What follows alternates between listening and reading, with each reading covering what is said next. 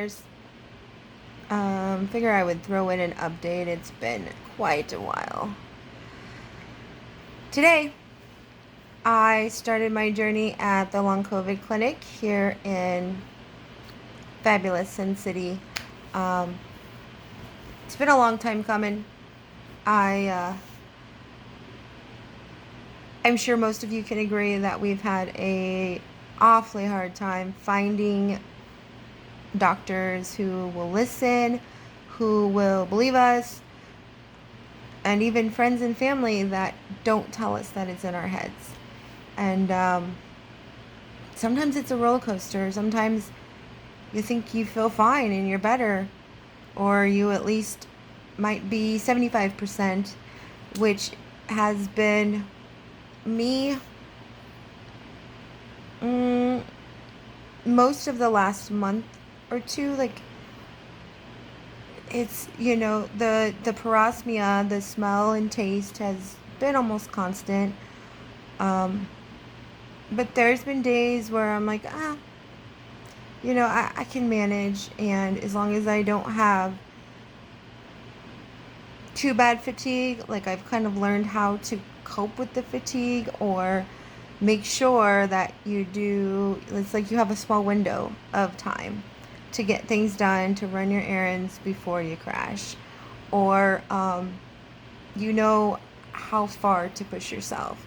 Like, I enjoy working in my garage, the weather's getting nice, but I know, like, even if I'm not too tired yet, I should probably stop because I still need to do the dishes, or I still need to run to the post office.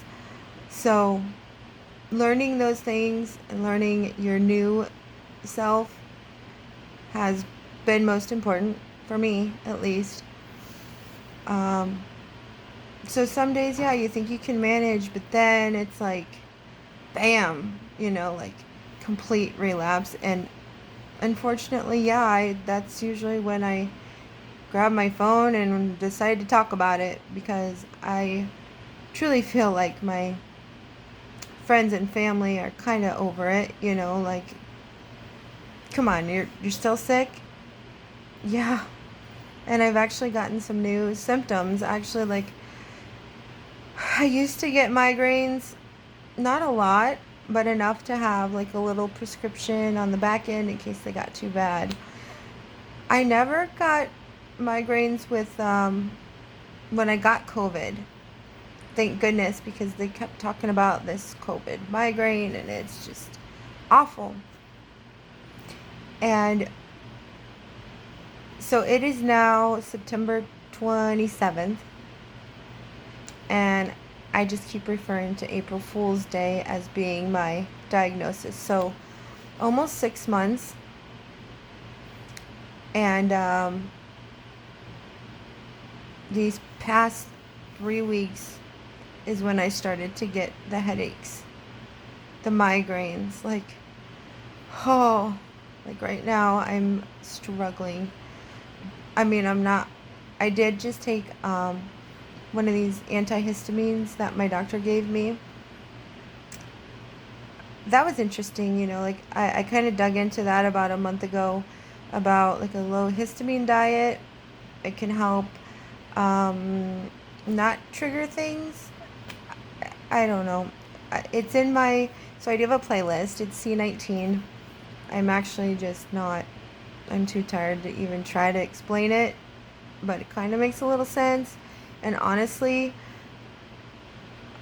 above most of the stuff that the doctors have given me, even just basic Benadryl helps the most. Not always with these migraines, but it'll help me relax and kind of start to fall asleep.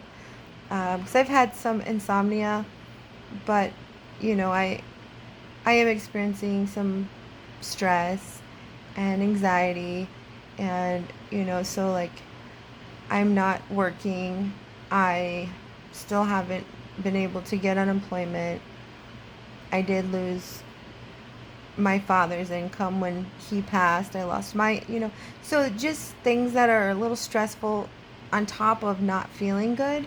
And so I'm sure it all just kind of ties together even more. certainly doesn't help the cause. But anyways, so these headaches are just ooh, killing me. Um, I'm relaxing. Probably be able to fall asleep better tonight. Hopefully get a good sleep. Like it's never fully rest, never a full rest. But anyway, so I wanted to talk about the long COVID clinic. I felt like first day of school, like so excited. Still wasn't what I imagined, but I mean, it's just like the first day. I mean, I don't go back for another 30 days, but in the meantime, so this is how it went down. So, uh, we went in, and the nurse, she kind of just, what are your symptoms now? I'm like, well, like at this very moment, or like currently in the past 30 days. So she kind of was like, huh, but I think we all, one day is different from the next. Still seems to be the same type of symptoms, just kind of around, right? So, but I could feel it this morning, and I honestly, like, when I left to go to the appointment, I could see the air, like I guess, fire smoke still coming in. The air looked so horrible, and it like triggered me right away. I could feel like, actually my headaches kind of start back here, and it's like they work their way around my head. I could feel that coming on bad, and I was just so dizzy. So that's a new symptom too, is actually so new. It's been about a week, like extremely dizzy. I mean, I can barely walk sometimes. I'm so dizzy, and I'm trying to pay attention to what I'm eating to stay hydrated, because a little over a month ago, the water started to smell bad. I actually bought myself a Berkey water filter to try to help with some of that. It's still just not right, but what was I saying? Yeah, so I'm trying to pay attention to why I might be just suddenly so dizzy. It's, I don't, man, it's really actually kind of annoying. Like, I can't even walk fast, and I'm dizzy. I'm not out of breath, never had any respiratory issues, but the migraine and dizziness is so extreme. That Now the good news about my smell, it hasn't been real raunchy lately, like like the dead animal smell. Thankfully, I do still get the chemical smell, and then kind of a dirt smell. Like water smells like dirt. Like, yeah, like I'm kind of trying to grow this little garden, and I smell the dirt. The dirt smells like dirt, but sometimes food and things it just smells dirty. I guess that's better than dead animals. I don't know. And then chemical. Anything that has chemicals in it smells like awful chemical. And sometimes that will give me a headache. But it never did before. I don't know. I don't know. And it's really odd because I went back to the Midwest last week. I went to Kansas City to see a friend, and it was so weird because, like, bits and pieces of the day were like, I could smell the grass, the fresh grass. And I was like, oh my gosh, And then we went to eat at some of my favorite spots because, like, your mouth just waters. Like, you're so excited. It's probably not good. You would think after this long, like, you'd just give up, but it's like I keep trying, and I'm actually, like, gaining weight because I don't eat a lot, but I'm always picking at something, and I'm a faster. I used to, intermittent fasting. I lost a lot of weight doing that, and I used to make a lot of smoothies, and I used to juice just to make sure I would get all my vitamins and minerals. And now if I'm trying the low histamine, it's hard because I can't have a lot of the juices, a lot of the fruit, anything acidic actually triggers a histamine response. And I do notice, like, it does kind of intensify things. So I'm trying to be conscious, but it's so hard, especially when you're in the desert and it's hot, and those things are so refreshing. I really, the most safe thing for me is cereal. And I've never been a huge milk fan, and it's still really hard because even when I've tried milk in the past here in the desert, I'll like just buy it and it'll be bad. I don't know if it's because of how they like ship it or deliver it, that it's just not cold enough, because it wouldn't even be expired. And this was before I got sick, so I could really tell. And now I'm sure I could smell it if it was bad. I try not to smell it because I don't think I could eat it or drink it or put it in the cereal. But now you can kind of see. Anyways. The appointment. So we went over some of the stuff, like the symptoms, we got carried on, it's like sometimes you forget. How can you forget symptoms? Like, one thing I don't think I've ever mentioned was about a month ago, I started getting some, like, not really incontinence, like I didn't really wet myself, but I had to go really bad and pretty much could not hold it. And now once in a great while I'll get that, but I've also noticed it's when I'm really trying to focus on my fluids, and when it smells bad, it's kind of like taking a shot, you just chug it right away. So you don't smell it, you don't taste it, you just blah. And never in my life, like, that's all I really drink anyways, is just water, a lot of water. Sometimes I'll throw a Gatorade in, or something to really hydrate myself, but I mean, that stuff's really nasty. Like, it just tastes chemically, and I don't even know. I don't know. So anyways,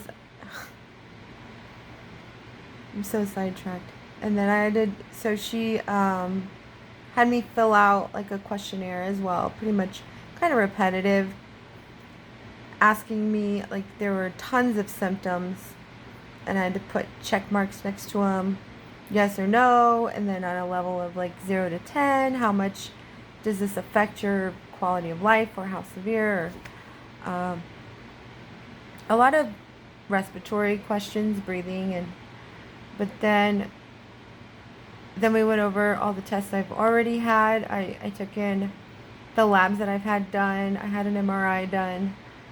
I seen an ophthalmologist. Like,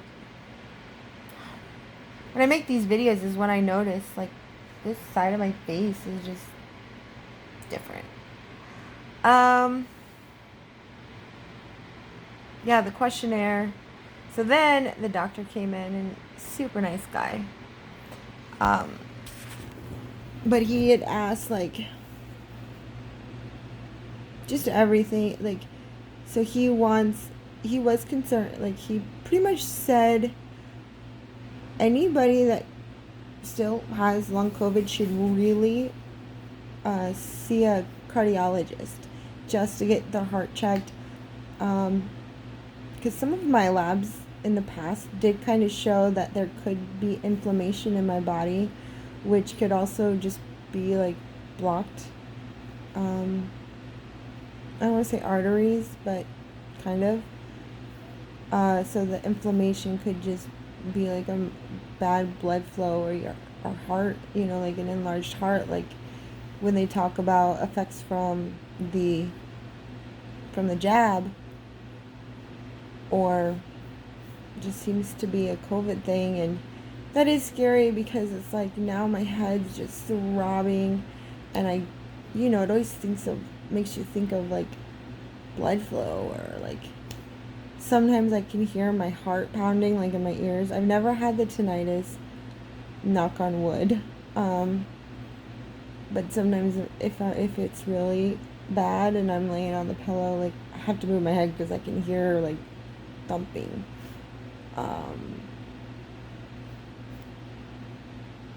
So I'm so glad that he ordered that. I mean, I still have to wait for the insurance to approve it. And then a neurologist. So the doctor I'd seen before, I actually chose him because he worked in a clinic. But he was like the physician's assistant or whatever.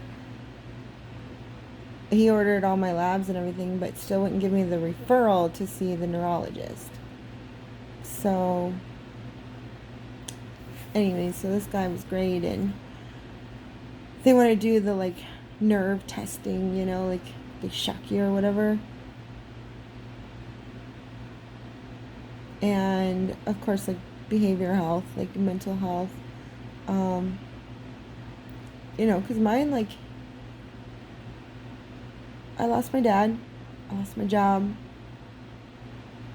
I have some other family issues, but it's still so concerning, because it's not that I don't want to work. I mean, yeah, I do have some issues with what I'm going to do next. I don't trust a lot of corporations, but still, like,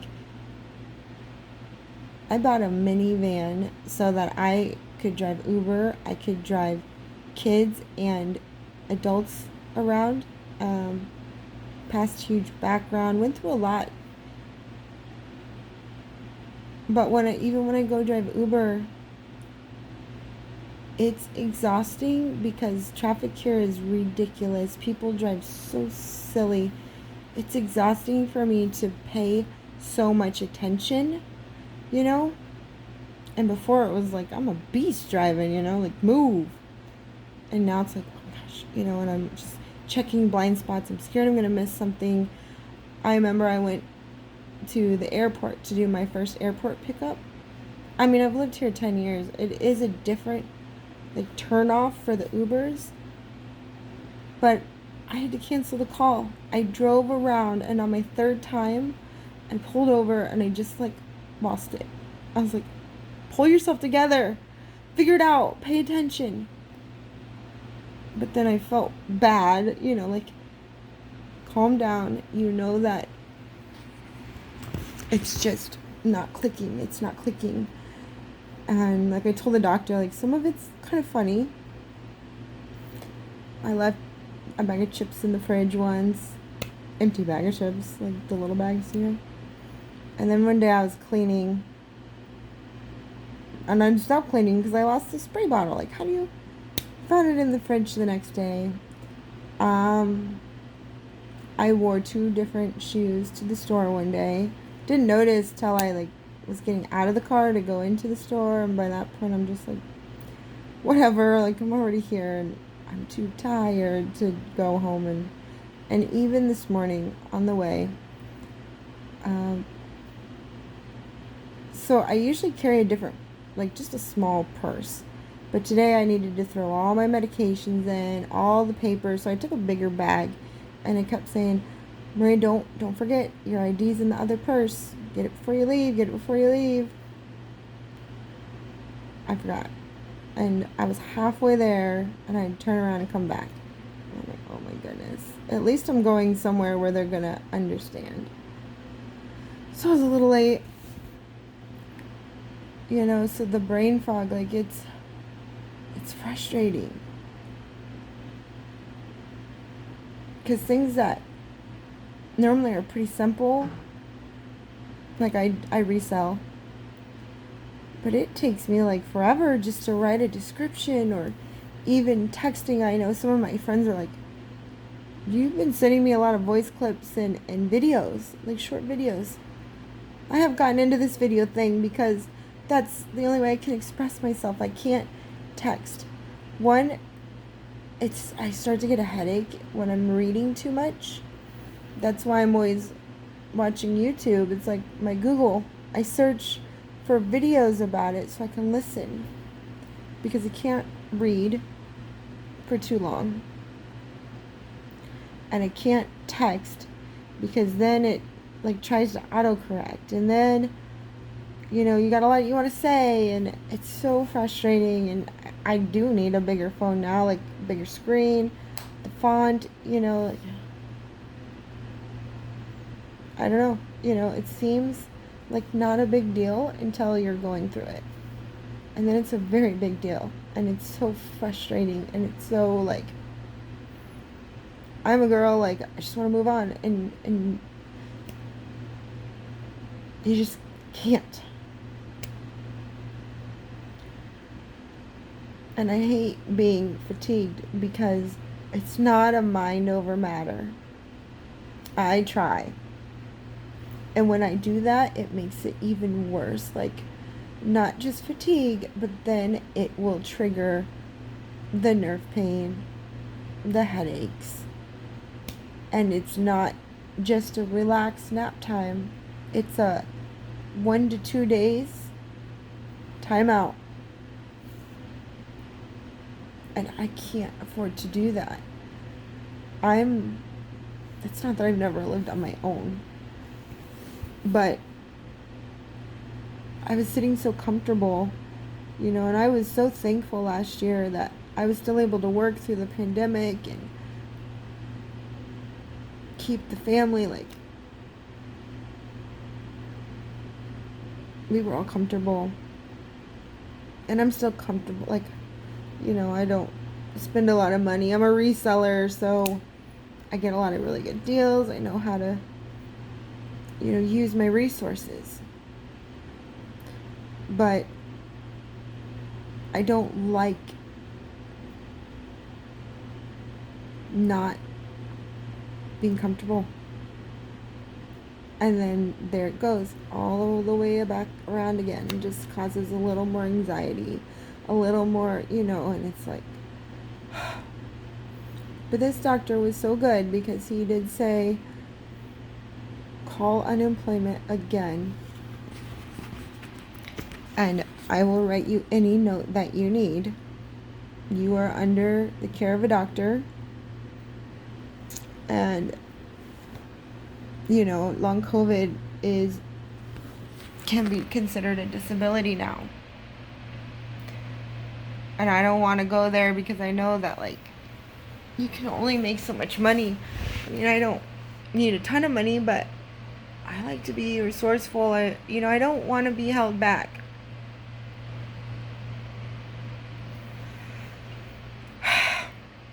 Is that an eye booger? Here's my humility. My long COVID. I suppose, I just want to share because I know there's a lot of us going through it and it's just not talked about. And I'm also part of these like support groups on Facebook, and I see so many of us just turning to each other because our friends and our families and even our doctors, they don't understand. And I would never say I know more than a doctor, but I know that most of us have researched more than a doctor. This guy was so nice. So I'm very hopeful. Very hopeful. So anyways, check out my playlist. It's C19. Some of it has to do with like just COVID in general, and some of it has to do with long haulers. I try not to put too many of my conspiracies on there, but you still have to wonder. And if you have your own like long hauler stuff, can you please like comment or something so I can come check yours out and, you know, just relate with each other. So thanks for all your support, and if I can support you in any way, please message. Namaste.